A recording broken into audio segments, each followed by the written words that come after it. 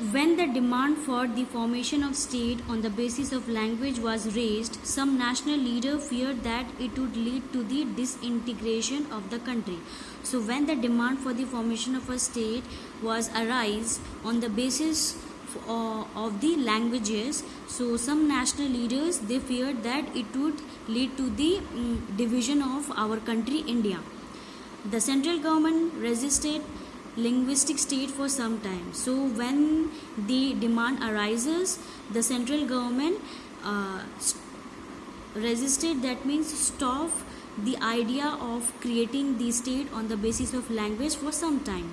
But the experience has shown that the formation of the linguistic state has actually made the country more united. But when the procedure of establishment of linguistic state was implemented in our country, it actually made our country more united. That means all the people of different community, they were standing together. It has also made administration easier. So it was easy for the central and the state government to look after the state in a better way. Next is language policy. A second test for Indian Federation is the language policy.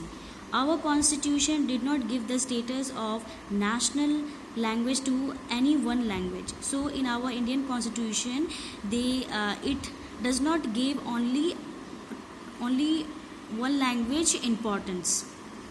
Hindi was identified as the official language. When our Indian constitution was constituted, only Hindi was considered as the official language, but Hindi is the mother tongue of only about 40% of Indians.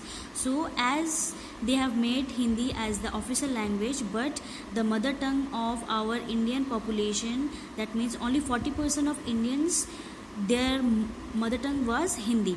Therefore there were many safeguards to protect other languages. So in order to protect the importance of other languages, our Indian leaders were very anxious. Beside Hindi, there are 21 other languages recognized as scheduled language by the constitution. So in order to give the importance to other language other than Hindi, other 21 languages were recognized as the scheduled language by the Indian constitution.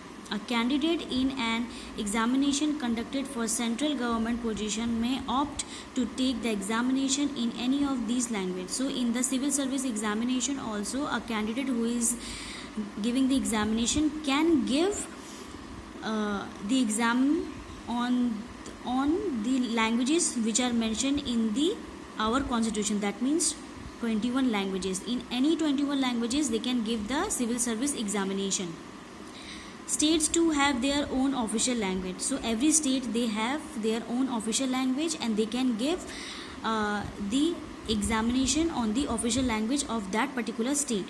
Much of the government work takes place in the official language of the concerned state. So whatever is the official language of any state, the government works are done on that particular language. Just like in our West Bengal official language is Bengali. So whenever there is a government document, or even if there is any examination which is held by the West Bengal government, the paper will be either in English or in Bengali.